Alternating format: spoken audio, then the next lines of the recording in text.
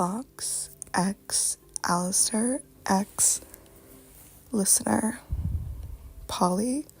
The hotel was never quiet, but tonight it hummed. Neon static buzzed faintly through the walls where VOX's influence bled into the wiring screens, flickering to life and death in lazy blinks. Somewhere down the hall, Alastor's radio crackled softly, like a cheerful old-time jingle twisting through the air, like a grin you couldn't see but absolutely felt. You stood between them in the lobby, arms folded, already exhausted. "This is ridiculous," you murmured. VOX scoffed, adjusting his tie with a sharp, irritated movement. "Oh, I'm sorry," his screen face flashed annoyed blue. "Sweetheart, I didn't realize wanting a normal night that doesn't involve 1930s corpse music was such a crime." Alastor's smile widened, and his eyes were glowing red as he clasped his hands behind his back. "Ah, you see, my dear, VOX, crime is rather the foundation of hell, isn't it?" he said, his voice crackling with a radio static delight. "Besides, I was here first." You pinched the bridge of your nose. "God, they've been like this for hours. Ever since you casually mentioned you thought that you'd like to spend the evening with both of them. Somehow, some way, that had just turned into a competition." VOX stepped closer to you, possessive in a way only he could be, one hand hovering on your waist without quite touching.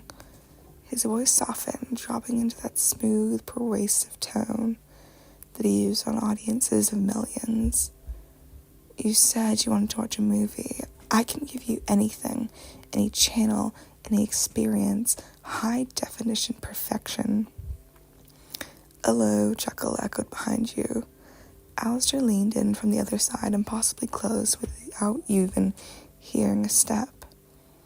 "And yet, my dear, perfection is dreadfully boring." He tilted his antlers, casting long shadows.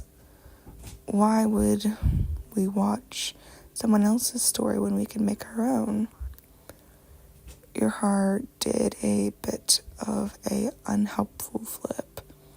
You turned to face them, planting your feet. "Okay, stop, both of you." You pointed between them. "I'm not a prize. I don't want to be picked. I want us," Alastor finished pleasantly. VOX clicked his tongue. "How about to stop you from being so insufferable?" VOX quipped back. You sighed. "I want both of you together without the competition." Silence. Actual, real silence. Alastor blinked once, his grin sharpening with rather entrance, then challenge. VOX's screen glitched, colors stuttering like his processor had installed. "Huh?" VOX said at last. Alastor's laugh bubbled up, warm and delighted. "Well, isn't that refreshing?" He straightened, adjusting his coat. "It seems our little rivalry has been a bit misplaced." VOX glanced at you, and then at Alastor. His expression shifted from irritation to something thoughtful and calculating, and then just regularly amused. "You're saying we stop fighting each other and start cooperating," Alastor said. VOX snorted. "I hate how much that makes sense, but okay." You smiled despite yourself.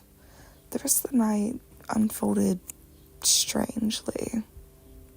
Well, strangely easy after that. VOX commanded the lounge, screens sinking into soft glow instead of blaring chaos. Alastor provided music, actual background music this time, mellow jazz drifting like smoke. You curled up on the couch between them, VOX's arm draped around your shoulders, Alastor's presence warm and steady at your side. They bickered. Of course.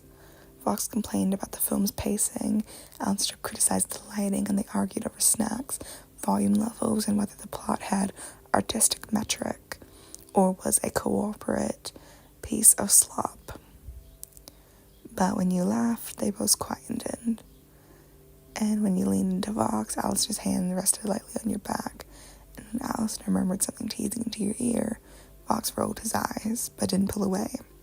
And for once, neither was trying to win. As the movie played on, Vox glanced at you. You know... Then he looked at Alastor. "This doesn't mean I like you," he murmured. Alastor smiled without looking away from the screen. "Oh, my dear, I'd be terribly disappointed if you did." You smiled, warm and safe between two monsters who, against all odds, were learning how to share. And then Hal hummed on.